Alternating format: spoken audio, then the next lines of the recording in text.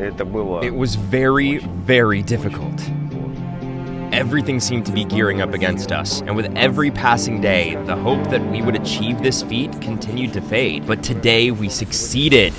What is passion? Passion always comes when you least expect it, and it captures a person's entire being. Such passion became the life of those who took part in the open ocean Cuba-Cancun crossing via kitesurf. Each one of the athletes had already reached strong heights in individual skill, but a team crossing through the Yucatan Strait required more than just that, and getting through, despite the difficult weather conditions, giving all their physical and mental strength to the task, is a feat truly worth celebrating. A distance of 231 kilometers and 250 meters was covered by the athletes in 11 hours and 19 minutes, with an average speed of 20.4 kilometers per hour. Members of the team included Konstantin Aksenov, Vladimir Popov, Evgeniy Evtushenko, and camera operator Anton Yakovlev. Is a kitesurfing world record easy or difficult to achieve? The athletes flew in from all over the world. Moscow, Mauritius, Spain. The congregation spot was chosen to be wintry Istanbul.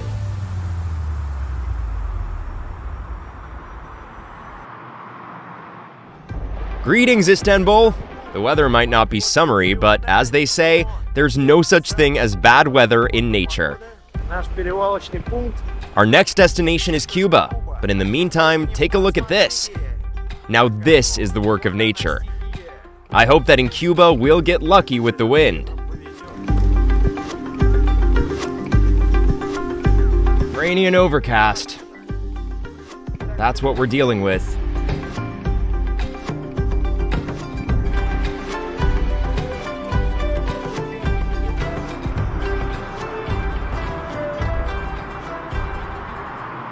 From Istanbul, the athletes faced an 11-hour flight to Havana, Cuba. At their destination, they were welcomed with pleasant, warm weather. The press conference dedicated to this exceptional international sporting event was to be attended by Cuban and Russian journalists alike. Good afternoon. Thank you very much for the warm welcome. Why are we here? I must say humbly, we wish to set another world record. The Prime Minister of Cuba emphasized the importance of healthy relations conducive to setting new world records and called upon full support for the athletes. I deftly managed to turn from being a member of this phenomenal corps de ballet into a kind of technical support, but despite this, I was able to capture the same excitement of the experience in Cuba as the rest of the team. The athletes had the opportunity to dive straight into the unforgettable atmosphere of Havana, an unusually beautiful and vibrant city with seemingly endless beachfronts, monumental cathedrals, and giant squares. And of course, the best tours around Havana are those carried out in antique cars. Joint kitesurfing training with Cuban athletes, who surprised everyone with their physical fitness and tremendous love for kitesurfing, became a symbol of the Russian-Cuban friendship. Well, everyone wants to share something. Take me, for instance. I have a stylish, modern kite surfboard. It's big, it's long, it's got these little doodads, which means surfing on it is nice and fast as you roll into the big waves.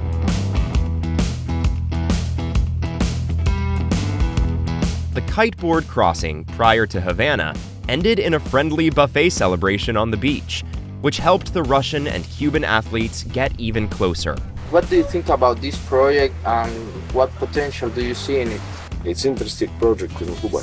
Havana captured the hearts of the athletes with its friendly and lively approach to guests. There's plenty of sun, rum, pleasant citizens, and interesting excursions. The most well-known attractions are the Malecon beachfront, Old Havana, the Cathedral of St. Christopher, among many others. Cuba is a place where you can't help but feel like you're surrounded by friends who you'll always want to come back to.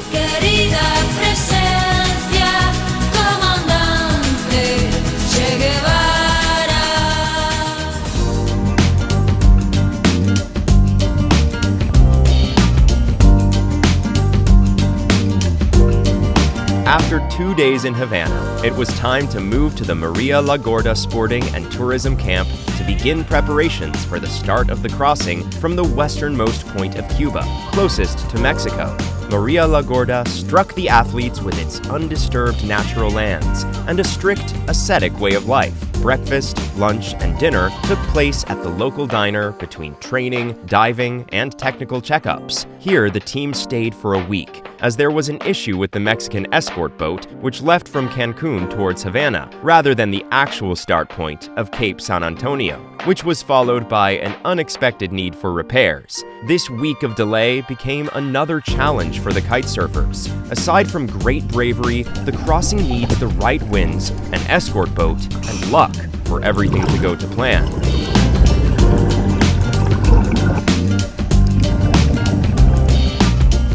We arrived in the morning on the 6th of February in Havana's Jose Marti International Airport. We then traveled 307 kilometers to the Marina Gaviota Hotel, where we continued our preparations for the crossing.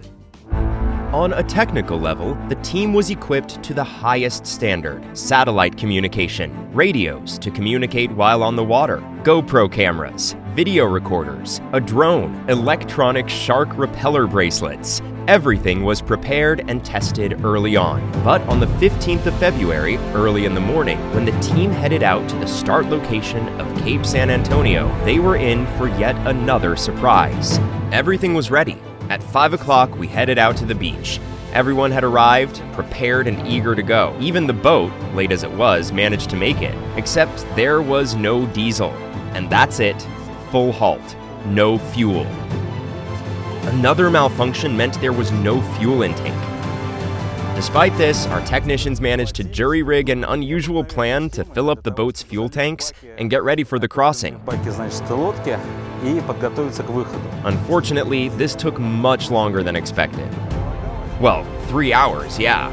3 hours is all it took for this start date to be canceled. But at least now there's a fueled-up boat. Unfortunately, the unorthodox method of fueling up the boat took too much time. The team decided to delay the crossing until the following morning, and instead spent the day training. The boat situation has been confusing, but you know what? We're a team, and we will win this. And so, the 16th of February had arrived. At 6 a.m., when the athletes were meant to start deploying the kites, the wind had not yet picked up. At 8:05 a.m., the first to begin the crossing from Gaviota Beach, Cape San Antonio, Cuba, was Vladimir Popov, closely followed by Evgenii Evtushenko and Konstantin Aksenov.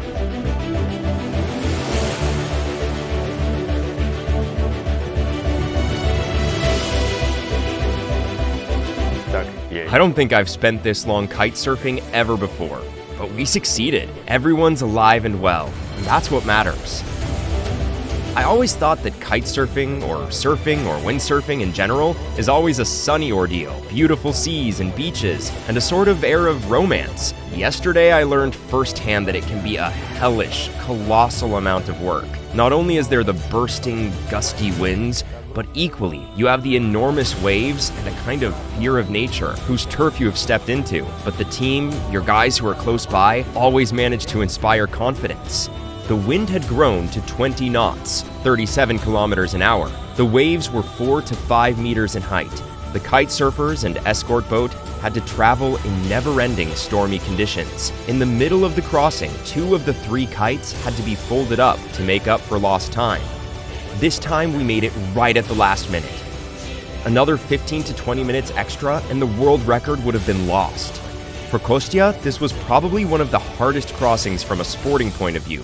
For me, it was one of the absolute hardest organizationally speaking. Simply put, everything proved difficult to sort out. It was only when we got there and let out a sigh of relief, continuing to surf right up to Cancun, that the emotions finally kicked in. I took part in this crossing as a camera operator, support, and rescue, but I also had the chance to take part in the crossing firsthand. I strapped myself to the kite and went for a windy ride. Already in the dark, having passed the Isla Mujeres island, Anton finished the crossing at Port Cancun at 7:24 p.m. We made it in time and had a windy ride to boot. We all made it through together. We made it! Hooray! Hooray! Hooray! The crossing set a new world record for the Russian kite surfers, since no one had attempted a kite crossing through the Yucatan Strait before. Finally, after a year of preparations, training, and 2 weeks of overcoming various obstacles, the athletes arrived in Cancun. 2 days of rest in Mexico, with its Inca pyramids and cenotes, ended up being a valuable reward for the kite surfers. Though, of course, the greatest reward for true kite surfers is to once more get on the kite surfboard and venture out into the open ocean. We hope to achieve a similar feat next year, in some new direction. В новом направлении.